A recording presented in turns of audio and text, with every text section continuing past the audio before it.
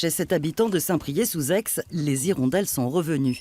Des hirondelles rustiques qui affectionnent les granges pour y faire leur nid.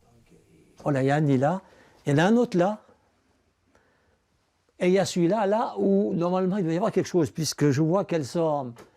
C'est frais, vous voyez, il y a comme des... Il y a quelque chose, elles y viennent là, dans celui-là.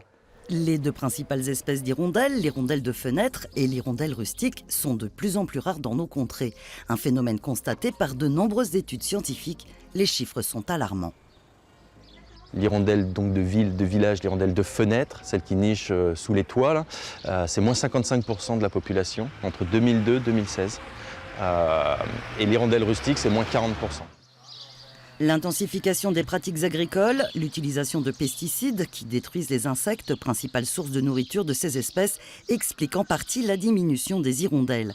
Des oiseaux migrateurs parfois priés d'aller nicher ailleurs.